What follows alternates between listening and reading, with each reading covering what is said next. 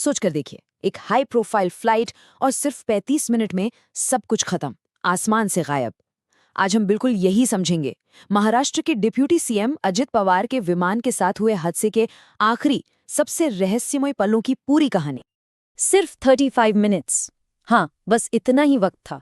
एक बिल्कुल नॉर्मल सी लगने वाली फ्लाइट और एक भयानक हादसे के बीच का फासला बस 35 मिनट्स। तो सबसे बड़ा सवाल यही उठता है ना कि आखिर उन 35 मिनट में हुआ क्या था? ऐसा क्या बदल गया कि सब कुछ इस तरह से खत्म हो गया? चलिए, इस पूरी घटना को मिनट बाय मिनट डिकोड करते हैं। आप जानते हैं, हर फ्लाइट एक सिंपल सी उम्मीद के साथ शुरू होती है कि हम अपनी मंजिल तक पहुंचेंगे। पर यह कहानी उस फ्लाइट की है जिसका सफर तो शुरू हुआ, लेकिन मंजिल कभी आई ही नहीं।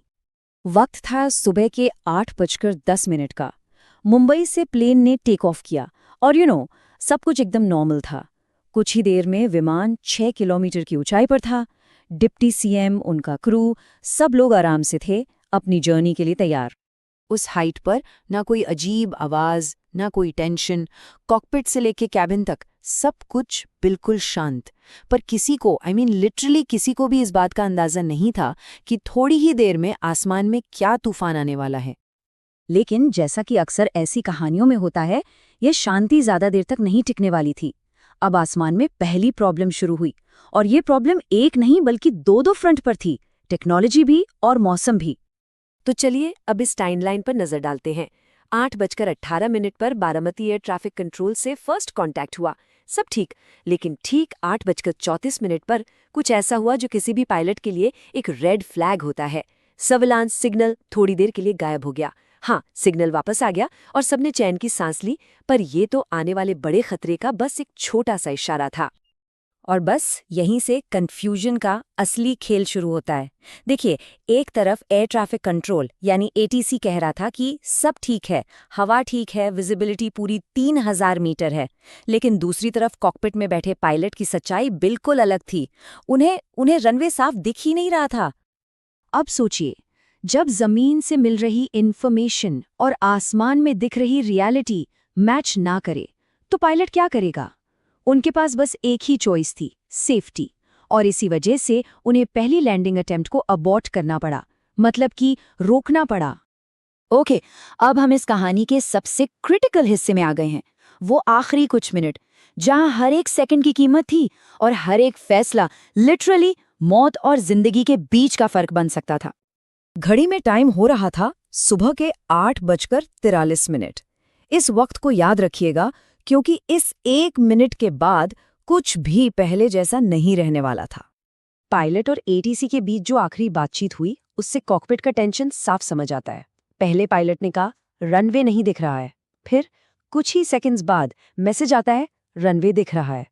ये जो कॉन्ट्रडिक्शन है ना, ये बताता है कि पायलट कितने जबरदस्त कंफ्यूजन से गुजर रहे थे। रडार पर जो प्लेन का लास्ट डेटा रिकॉर्ड हुआ, वो सच में डरा देने वाला था। प्लेन उस वक्त सिर्फ 1016 मीटर की ऊंचाई पर था, सोच सकते हैं, और 237 किलोमीटर पर आवर की स्पीड से तेजी से नीचे आ रहा था। इसके बावजूद एयर ट्रैफिक कंट्रोल ने लैंडिंग की क्लियरेंस दे दी थी। लेकिन जवाब में थी सिर्फ खामोशी। प्लेन से कांटेक्ट हमेशा के लिए टूट चुका था।